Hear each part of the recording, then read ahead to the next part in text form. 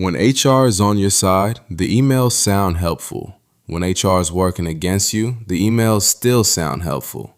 They say they want to understand your concerns. They say they are opening a review.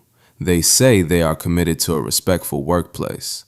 Behind that polite language, someone may already be sorting you into a category: protected employee, future lawsuit, reputational risk, performance problem, or person to manage out without making it look like retaliation.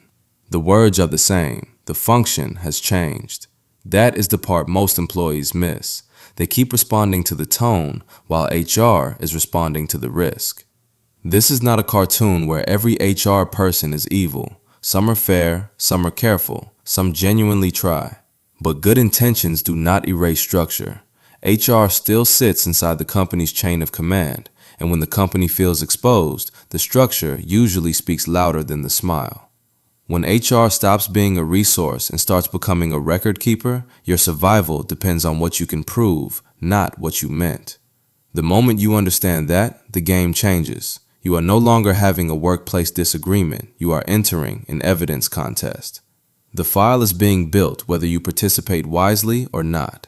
The first weapon is the timeline, because confusion is useful to people with power. If the company can keep everything floating as feelings, impressions, conversations, and misunderstandings, it can make the whole thing look like a personality conflict. The schedule change is just a schedule change. The meeting removal is just a business decision. The sudden criticism is just feedback. The HR email is just a check-in. Each incident standing alone is explainable. The timeline is what shows the pattern. A timeline takes the fog away and leaves sequence behind. Without one, you are explaining events emotionally, out of order, and from memory. With one, you have: March 3rd, I reported the workload concern. March 6th, my schedule changed without explanation. March 8th, I was removed from the project. March 11th, I received my first negative performance comment after months of positive feedback. March 15th, HR contacted me about communication concerns. That is not a feeling. That is a sequence. Sequences have implications. A timeline should include the date, the time if known, the people involved, what happened, where it happened, what was said, what was sent, who witnessed it, what changed afterward, and what document supports it. Do not write that your manager is trying to destroy you. Write that after you raised the workload concern on April 4th, you were removed from 2 client meetings on April 7th and April 9th without explanation. HR can argue with feelings. They can argue with interpretations. They have a harder time arguing with sequence. A timeline turns scattered incidents into architecture. It is not paperwork. It is memory armor. When the company starts rewriting the story, your dates become your spine. The second weapon is the written record, but not the messy kind, not a panic folder, not 400 screenshots with no order.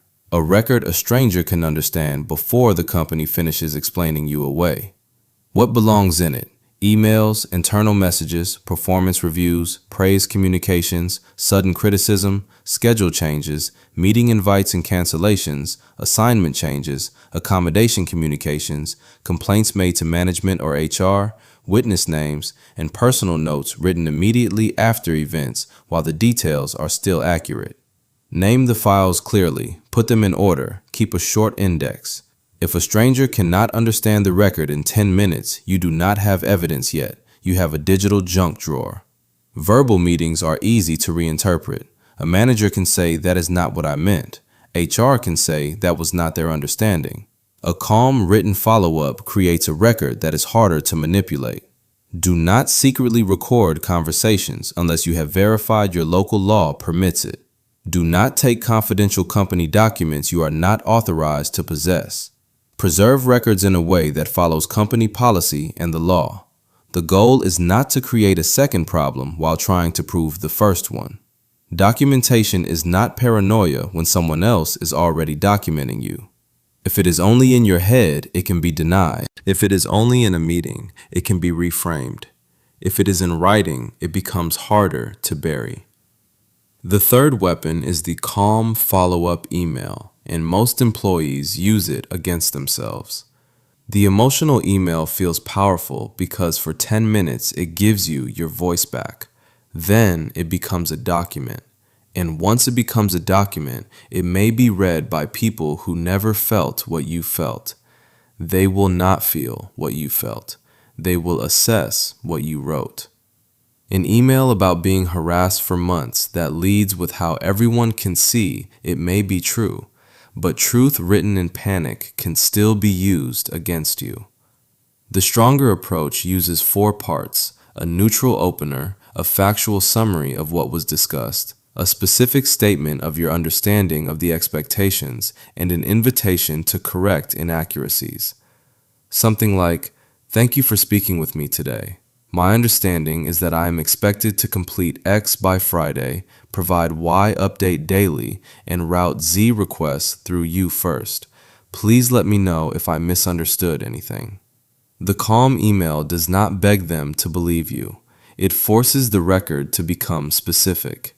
It forces HR or management to either correct the version in writing or leave your version uncontested. Compare that to the emotional version, then look at the stronger one. I want to document that after I raised concerns on March 4th about being excluded from meetings, I was removed from the April client presentation on March 7th. I would appreciate clarification on the business reason for that change. The goal is not to win the argument inside the email. The goal is to make the email useful 6 months later when someone outside the company reads it. Never write the email for the person who hurt you. Write it for the investigator, lawyer, agency, or future version of yourself who may need to understand exactly what happened. The 4th weapon is learning the company's own rules before they use those rules as a cage. The handbook is boring until it becomes a weapon, and if you do not read it, the company gets to decide which parts matter, which parts disappear, and which parts suddenly become sacred. Review the anti-harassment policy, anti-retaliation policy, complaint procedure, performance improvement plan policy, attendance policy, medical leave policy, accommodation policy, ethics hotline procedure, whistleblower policy, disciplinary process, appeal process, and grievance process.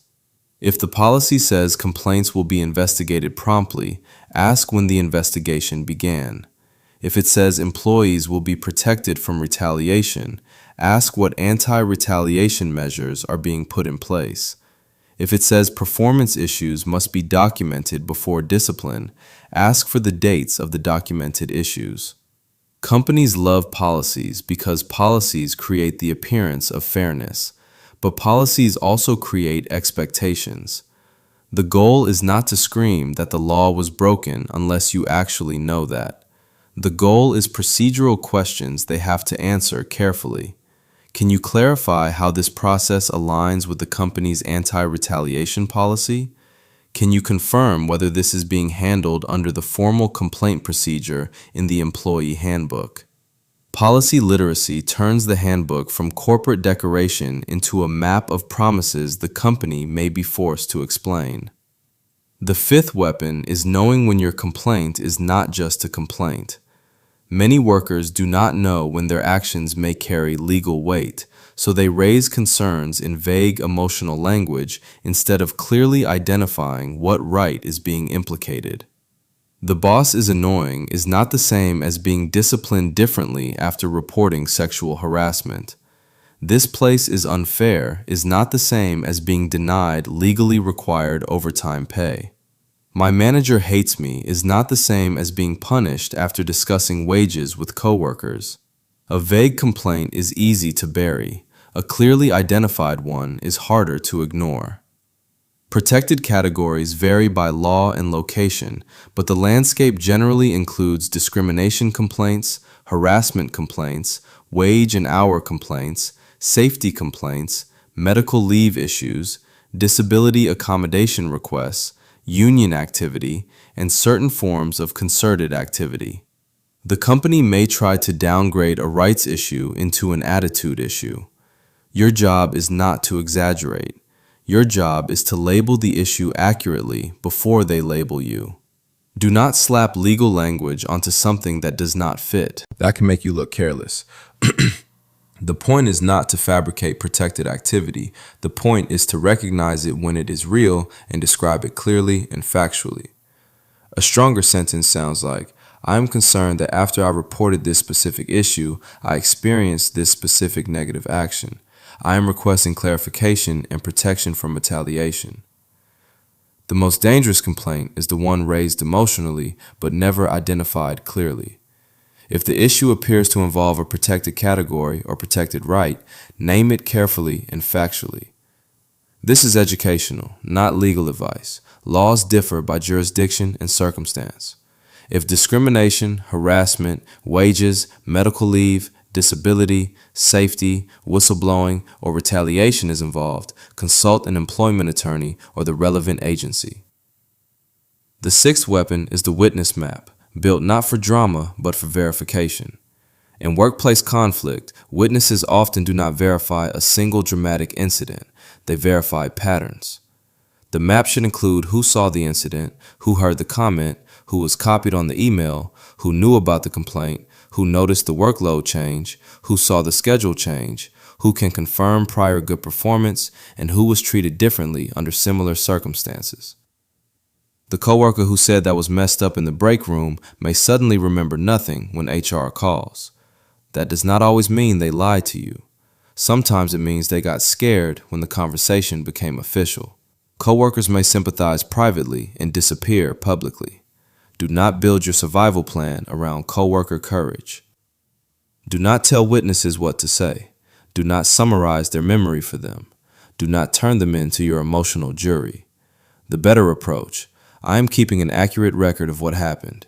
If anyone asks, I would appreciate you being honest about what you personally observed. A witness is not your savior. A witness is a potential point of verification. Once the story leaves your mouth and enters the company file, credibility becomes the battlefield. Know who saw what. The seventh weapon is the performance archive, because retaliation often does not arrive wearing the word retaliation. It arrives wearing performance language. The company does not need to prove you were always a bad employee. Sometimes it only needs to create enough doubt about who you are now. For months or years, the worker received praise, strong reviews, raises, positive client feedback, extra responsibilities, awards, messages saying, "Great work," and "We appreciate you." Then, after a complaint, an accommodation request, a wage discussion, a leave request, a safety concern, or a conflict with management, the record changes. Suddenly, there are communication concerns, not aligned with team expectations, tone, professionalism, lacks ownership, not collaborative, culture fit. A pattern of behavior that apparently existed the entire time but was never mentioned until it became useful. Preserve past reviews, praise emails, bonus records, promotion history, client compliments, completed project records, workload records, and anything that shows the critical narrative appeared only after the conflict began. This does not automatically prove retaliation, but it creates context that matters. The old record does not prove everything, but it makes the sudden new record harder to swallow. Companies do not always fire you first. Sometimes they build a version of you that deserves to be fired. When that process begins, your old performance record becomes evidence that the new story did not exist until the moment it became convenient. The eighth weapon is strategic silence, because panic talks too much. When HR is working against someone, the employee often makes it worse by explaining, defending, speculating, apologizing, accusing, oversharing, and emotionally processing in front of people who may be writing everything down. A nervous employee talks to relieve pressure. A prepared employee pauses to protect the record. Useful phrases. I would like to review that before responding. Can you put that in writing? Can you clarify the specific policy you are referencing? I want to make sure I respond accurately, so I will follow up in writing.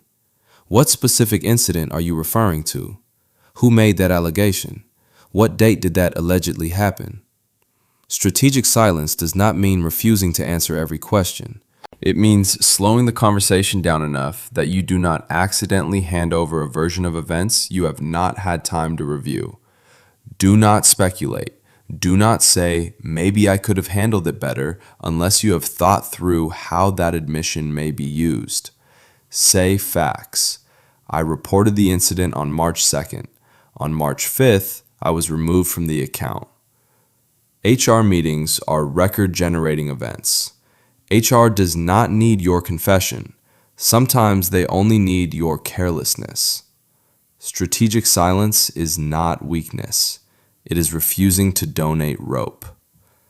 The ninth weapon is the exit and escalation plan, and the worst time to start building it is after they have already controlled the options.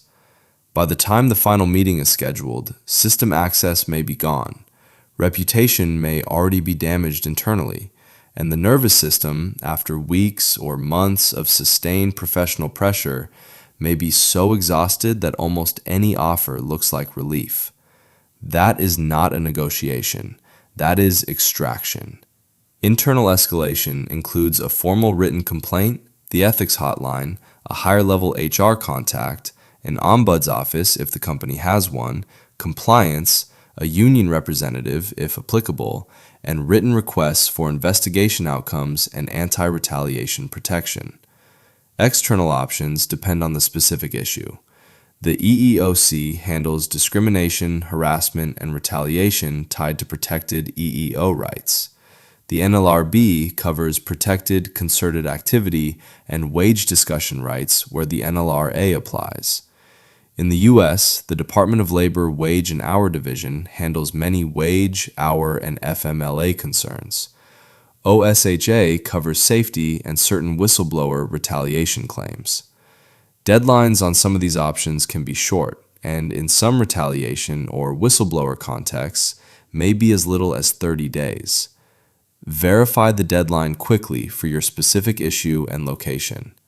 An exit plan means updating the resume before you need it, saving personal copies of documents you are permitted to possess, gathering performance evidence while you still have access, reviewing your benefits, understanding health insurance timing, and knowing final paycheck rules in your state or jurisdiction.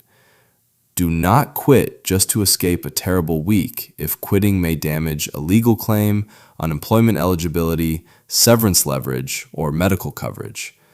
Do not sign a severance agreement immediately.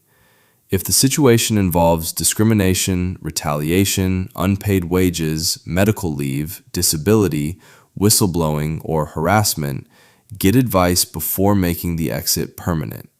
The exit plan is not surrender. It is leverage. The employee with no options begs for fairness. The employee with options negotiates from a position of oxygen. When HR is working against you, the goal is not to become louder. It is to become harder to misrepresent. You do not need to storm into the office. You do not need the perfect angry email. You do not need to convince people who have already chosen the company's version of events. You need dates. You need records. You need policies. You need witnesses. You need your performance history. You need silence when they want you emotional. You need options before they make you desperate. Once HR becomes part of the machinery moving against you, the question is no longer, how do I make them understand? The question is, what will still be provable after they deny everything?